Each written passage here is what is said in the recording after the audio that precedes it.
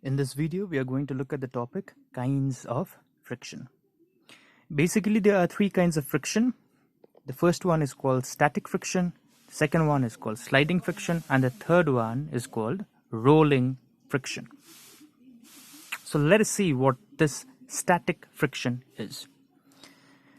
The force of friction that acts on a body when it is just about to, or you can simply say when it is about to move over the surface of another body, is called static friction.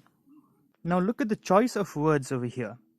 About to move. About to move means the body is not yet moving. It is still at rest. And that is exactly what the meaning of the word static is. Static means at rest or not moving. So wherever and whenever you hear the word static, you need to understand that it has to do with something that is at rest or not moving. Thereby, static friction means the force of friction which is acting on a body which is not yet moving but is about to move. Say for example, you are pushing this cupboard in this direction and you're applying a force. So F app is the force that you're applying. So although you're applying the force, initially what happens is it'll be difficult for you to push this cupboard forward. You will not be able to push the cupboard forward.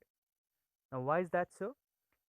That is because there's a force of friction. This F subscript F here is the force of friction that comes into play between the ground and the cupboard, and as you can see, it is acting in the opposite direction to the applied force. Now this force of friction is what is your static friction. It is because of this static friction that you will not be able to push the cupboard forward although you are applying a force. So remember, although we define friction to be a force which acts when one body moves over the surface of another body, it's like that was not the complete truth. Because today we see that friction also acts when the body is yet to move. That is, friction also acts when the body is at rest, but on the verge of movement. So, remember, friction acts when the body is moving, that is sliding or rolling, but friction also acts when the body is at rest, but about to move. But still, if you're asked the definition of friction, you can give the same definition of friction that we've already given or discussed. Now the second kind of friction is sliding friction. Now since the name itself says sliding friction, therefore the force of friction that acts when a body slides over the surface of another body is called sliding friction. Like when you slide a duster on the tabletop, then what happens? There's a force of friction that acts between the lower surface of the duster and the table. That is, the force of friction acts between their points of contact. So this force of friction is what is your sliding friction.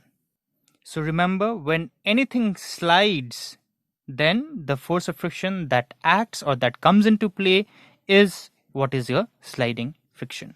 And finally, to the third kind of friction, which is your rolling friction. Here also, as the name suggests, the force of friction that acts when a body rolls over the surface of another body is called rolling friction. Like a ball that is rolling on the ground, or maybe the tires of a car. The tires of a car rolls on the road. When one body rolls over the surface of another body, then the force of friction that comes into play that acts between the point of contact is what is called your rolling friction. So this is your force of rolling friction. So remember, when you're trying to push something but still the body is not moving, then the force of friction that is coming into play is your static friction. You're pushing a body and the body starts sliding, then the force of friction that is coming into play is a sliding friction. You're pushing something and the body starts rolling, then the force of friction that is coming into play in that case is your force of rolling friction.